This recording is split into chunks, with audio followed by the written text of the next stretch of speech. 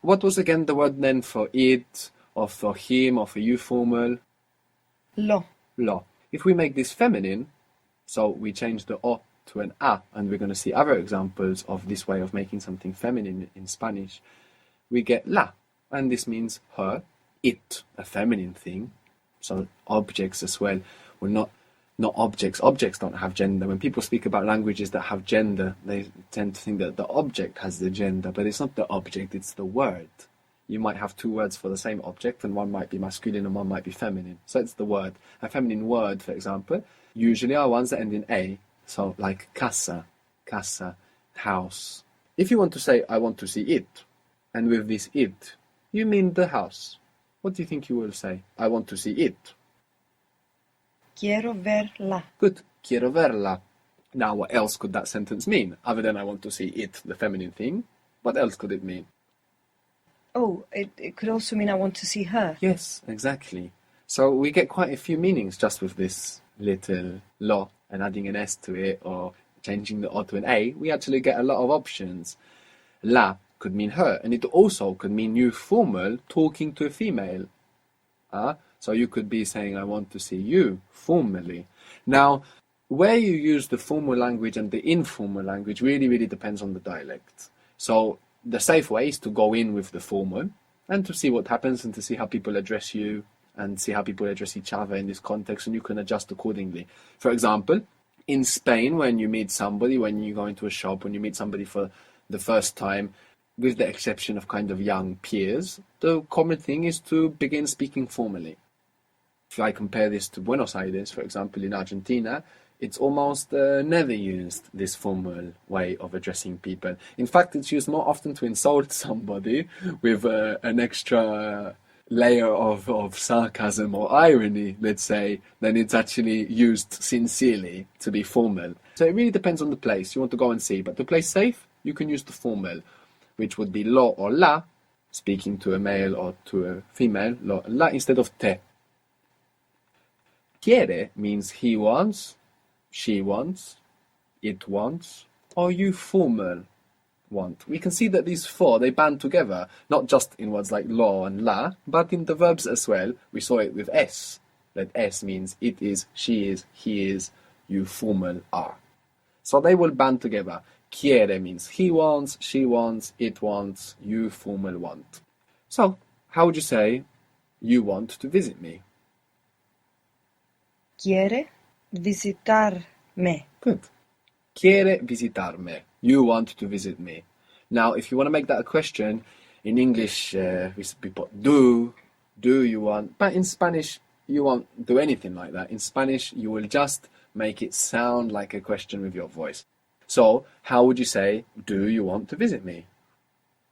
Quiere visitarme. Good. Quiere visitarme.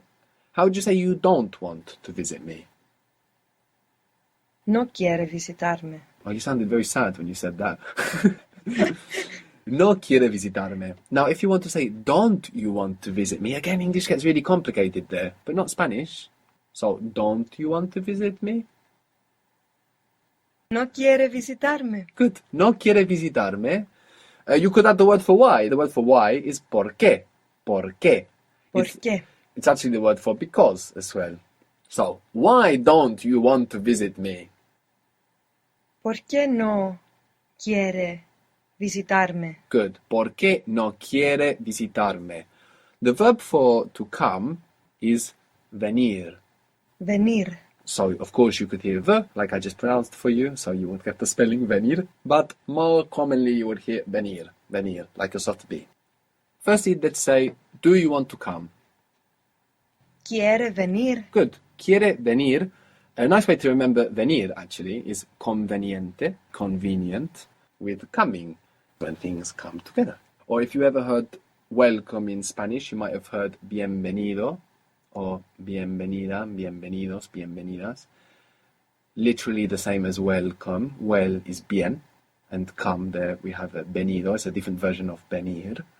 So, venir, to come. If you want to say the house, it's la casa. La casa. What was to? What is to the house? A la casa. Good. Do you want to come to the house? quiere venir a la casa? Good. How would you say, do you want to come to visit me? Do you want to come to visit me? ¿Quiere venir a visitarme? Good. Don't you want to come to visit me? ¿No quiere venir a visitarme? Good. No quiere venir a visitarme. What was the word for why? ¿Por qué? Good. Why don't you want to come to visit me? ¿Por qué no quiere venir a visitarme? Very good. ¿Por qué no quiere venir a visitarme? Good. And of course here we're using a because we have venir, a verb of coming and going, like boy, boy, a, venir a, when we're connecting to a to form. The word for I owe in Spanish is debo, debo, Debo. debo. The English word debt, which is spelled D-E-B-T, has this B from debo. It comes from there. We don't pronounce it in English, of course, but this word is from Latin. And debo is I owe. The useful thing about I owe is that you can use it like I must. So if you want to say, I must continue, you say I owe to continue. I owe to continue. And that's the meaning of I must continue. So how would you say that? I must continue. Debo continuar. Good. How would you say, I must identify it? Debo identify. Mm. Identification. Good. Identificación. Very good. Identificar. Very good. So it's debo identificarlo. Good. Debo identificarlo. I must or I owe to identify them. I must identify them. Debo identificarlos. Good. Debo identificarlos. What if they were feminine things? What change do you think you would see? Las. Good. Debo identificarlas. Good.